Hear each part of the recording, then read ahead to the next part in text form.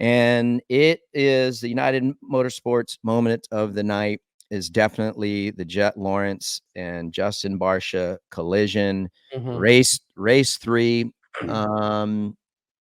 I just want to know your thoughts, RV. I'm not even going to tee you up. Yeah. You're a professional. You're one of the best in the business. Give us your take. Yeah, look, guys, we'll with the ones that are watching, we're going to replay this thing right now. It's in slow-mo, but obviously everybody got to see on the broadcast, and we're re-watching it again. You can see right there as Justin comes in, he's on the binders hard. He's in a nose wheelie, and then he connects with Jett. The way I look at it, the way I see it, I don't think Justin went in there to T-bone Jett. I don't think that. I do, we made a point of talking about those S turns across the start straight where the disc is. Once we bring the video back up, the replay, there is a round disc on the ground that is right there to the left, right there. Yep. Stop right there. So you can see Justin coming in. So that disc right there, if you look the gap between that disc and the Rocky Mountain ATV on the right, as you can see up kind of where Jett's at that side, that was a very, very huge entrance, big opening to that turn. And as you can see, also you have Vince Freeze right behind Justin. So we all know how Vince rides. We all watch, play it forward a little bit, Aaron. Yeah. Right, look how close Vince was. Exactly. Like, so that being said, I do say it's Justin's fault, meaning he wasn't aware of in front of him. He was, I think, too aware and putting too much emphasis on protecting the inside from Vince, which you kind of have to.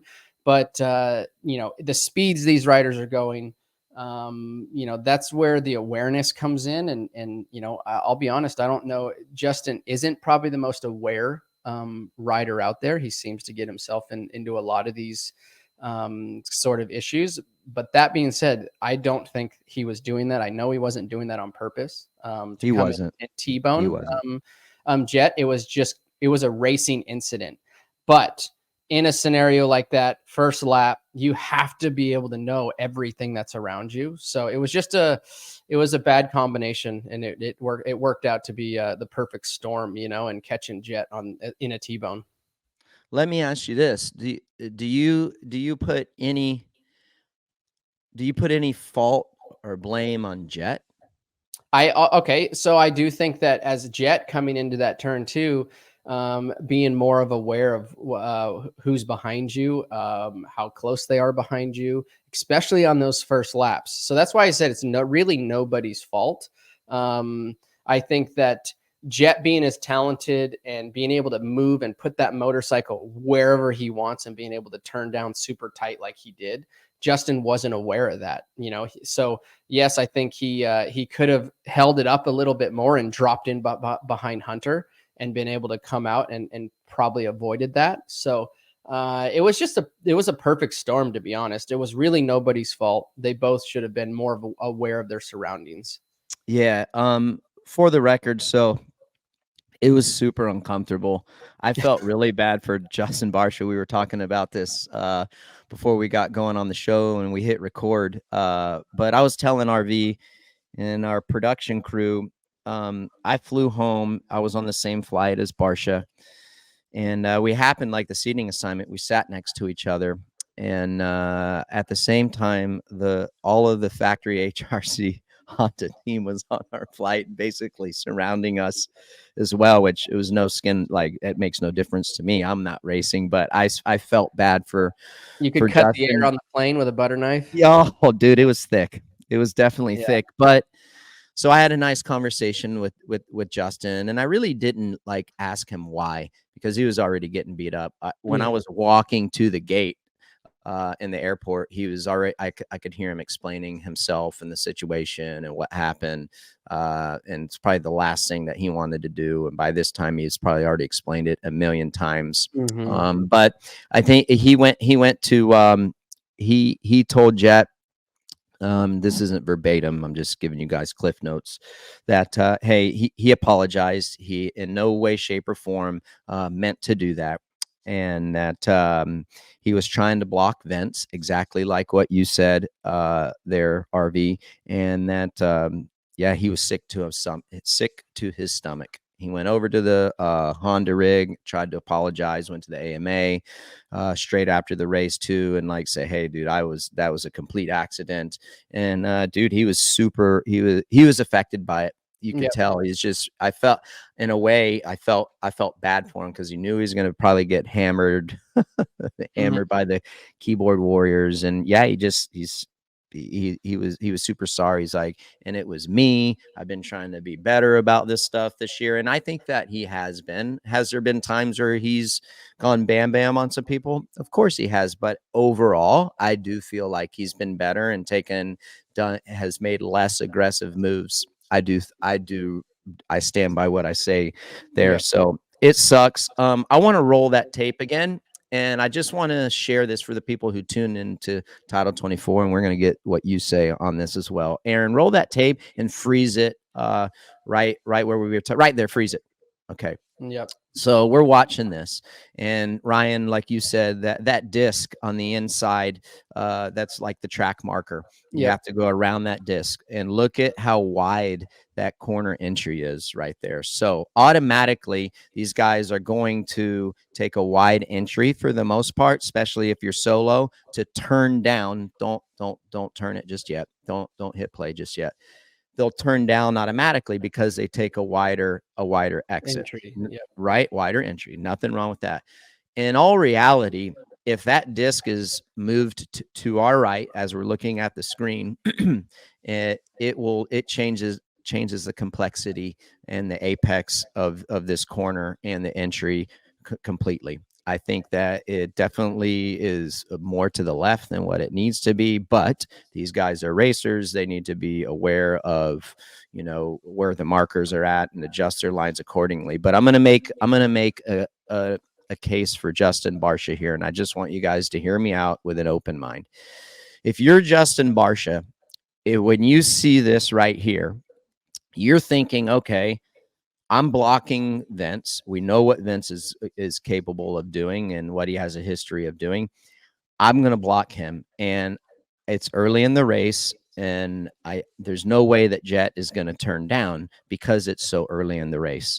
And there's been a lot of people placing some blame on Jett that he turned down too early in a race like this. You can't do that. Mm-hmm. So if you're looking from this perspective, RV, I'm thinking, okay, I'm good. Maybe he does still hit Jett, or maybe he just misses him by just a skosh. Yeah. Hard to tell. Not going to speculate, but for all intents and purposes, let's just say he rolls through the corner and follows his brother through there. Yeah. Probably doesn't make impact, and he carries on. So if I'm taking up for Justin in this scenario.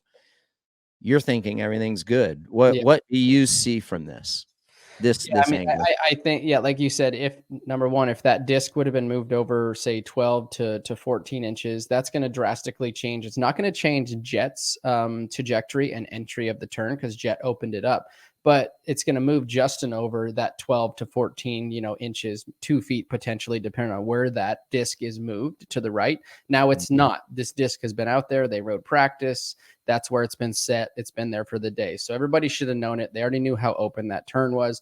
But in theory, if that would have been open, pushed over to the right, now Barcia's line has to be completely moved over those 12 to 24 inches. And it's going to change where Justin's coming into the turn. And then at that point, he's probably not going to connect with Jett. So the other option is Jett, if he didn't turn down on lap one like that of a main event, and he more followed his brother. See, right there, he turns down. I mean, he's 3-4 feet inside of Hunter, right? Look how far he is. You can see Hunter's roost line. And then, so if he would have opened that up a little bit, then that's another scenario where go back a little bit more. And I like, okay, right there is where Justin's rear tire goes up. Yep. I think that's where he realized, oh crap. Yes. Yeah, he did. No, 100%. We have the slow-mo footage of it, and where he was nose wheeling into It was just right there. You can see the rear tire is off the ground right here as he's So coming. is that where do you think that's where JB said, "Oh crap, he's going"? I mean, he said, "Oh crap," too late. That's why he ended up hitting the back of, T-boning him. Yeah. I think that, he could have held it in and gone in slower and then obviously just kept Vince behind him, but he come blasting into that and wasn't aware of Jett turning down that tight. So, and they come together gnarly. They came together really, really, really hard. I think for your average person, Jett's no small dude. If anybody that's ever stood next to the guy, I stand about 5'8". He's almost close. He's got to be 5'11" ish, big boy, so, the dude gets hit hard. And, but that being said, yeah, it was just a crummy situation for both parties to be in. Jett also, basically, DNF'd that third main event. Now he's only 8 points ahead. So there's a lot of things that came to fruition after all of that, after the dust had settled. But to the point of what we're talking about in this whole scenario is, I don't think, like, it wasn't Justin going in for a typical takeout or, him riding dirty. It was just a bad scenario that got worse when Jett turned down. Yep, it did. I saw a lot of people.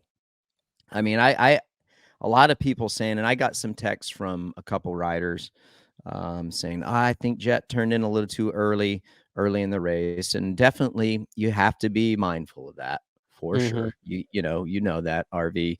And exactly what you said, it was perfect storm. If you're a Justin Barcia fan, you're going to think it was Jett's fault. Yep. If you're a Jett fan, you're going to think it's Barcia's fault.